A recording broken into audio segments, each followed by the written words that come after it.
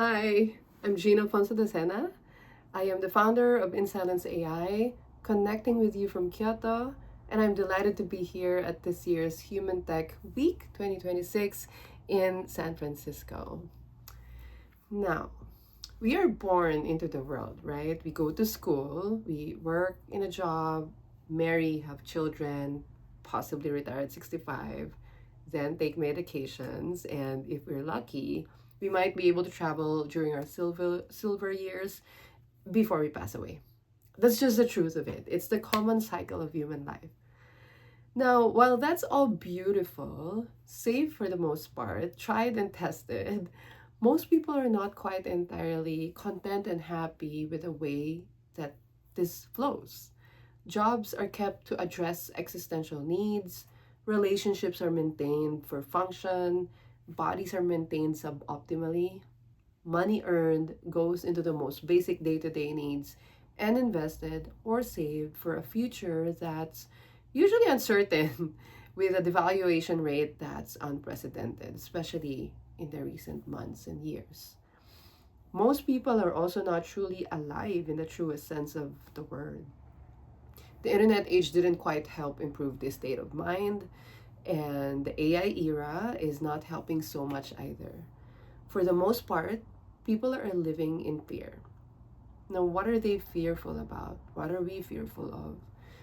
Fear of losing our jobs to AI, losing our relationships to AI avatars and robot dolls, unfortunately, and sadly, that's happening in certain parts of the world.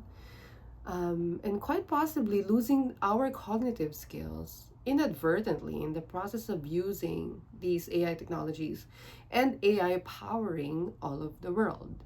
Hours of the day are sucked into the very devices that were meant to help augment our lives, and yet we end up scrolling away our precious time and attention.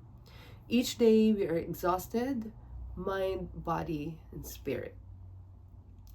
Now, we haven't even started to talk about the new technological sectors like space technology, where hotels are being built in space, mind uploading, where human consciousness could potentially be transferred from body to machine, transhumanism and becoming cyborgs. How about biohacking our beingness to live forever? The race to artificial superintelligence, probably the most popular topic. Then there are also the aliens. The list goes on and on and on. None of us can keep up with any of these. The changing landscape of society and work, and the potential uncertain, wild future that we need to be preparing for.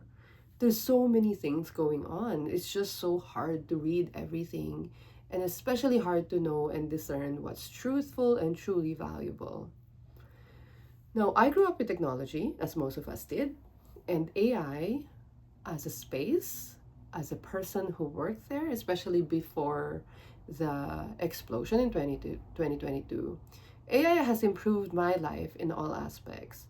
The study of human consciousness excites me daily, and conversations about aliens, singularity, quantum physics, plasma, 5D consciousness, woo woo things. These are just some of my morning fixes that go with my coffee. I love building with AI and talking about it, training people in it. That's all I speak about at tech conferences.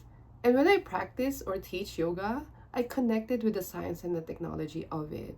I usually talk about the metaphor of AI as a baby being raised and, born and raised by mothers and fathers. Um, and the mirroring effect of what AI and how AI could serve and help us as a human race. And now, because of this exact work that I do, that made me think about the future of humanity because I could see from the back end. And before the AI explosion back in 2018, I had the privilege of being mentored by humans that I call the Coalescence of Spirit-Sci-Tech, spirituality, science, and technology. Humans who care deeply about life, who up to this day are doing good work in keeping the future of AI and life benevolent. Now, I'd like to invite you for a moment to envision a different scenario versus the earlier human life cycle that I mentioned. Perhaps at this time, closing your eyes for a better view of a kind of life you'd like to live. Take a few deep, natural breaths in and out of your chest. Relax your body, unclench your jaw, and watch your mind. At this moment, if there are no limits to the changes you can make in your life, how would your day to day look? Without the constraints of society and traditions, of old life adages and ways, how would you create your life? Picture that for a moment. If nothing comes to mind that's just as perfect, whatever that emerges, sit with it for a moment. Now, if you had your eyes closed, gently start to open them again. Now, that was a pause that we all so need. A break in the usual routine that has become mechanical and autopilot. We gotta change the way we operate and the way we navigate our day to day. Whether you visualize the life you want or watch your mind and drew nothing from it, that was a perfect practice. In the moment, it's a practice of presence versus autopilot, passively consuming, doing, working, texting.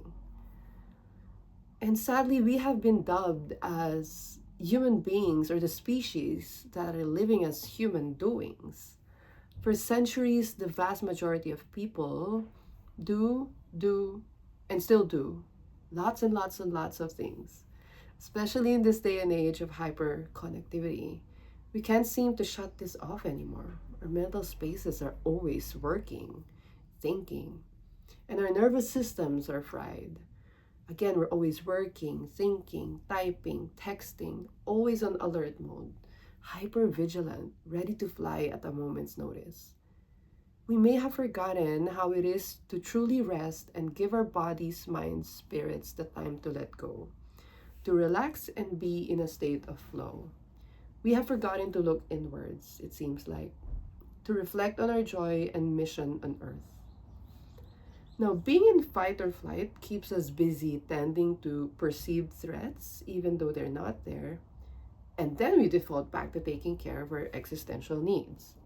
There's hardly any time to really pause and become an active participant and creator of our life. And to that, I say it's time to ignite a new paradigm, a new way of thinking, seeing ourselves through our body, mind, and spirit. We can upgrade this internal operating system, our biological technology, to affect the trajectory of our future self, adding to the collective future of the human race. We can help ourselves and each other bring forth the future human. I love talking about this. What could be a future human?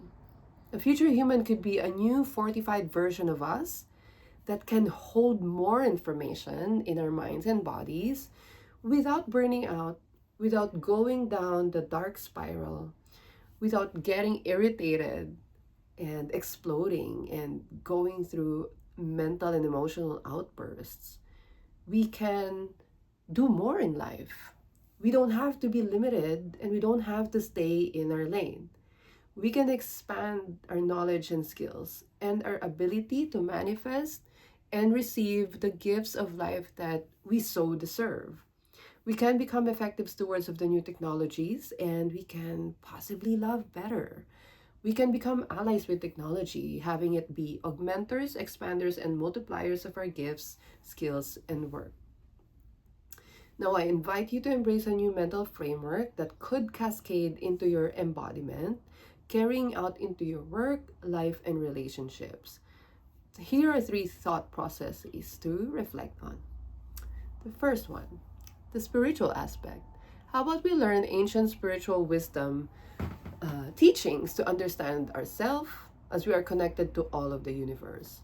Non-sectarial schools of thought like yoga and Buddhism, to name a few, they expand the mind and deepen our connection to us and all of everything.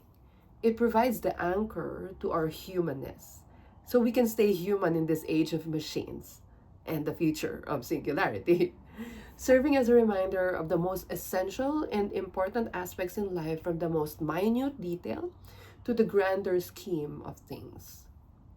2. The technological aspect of us.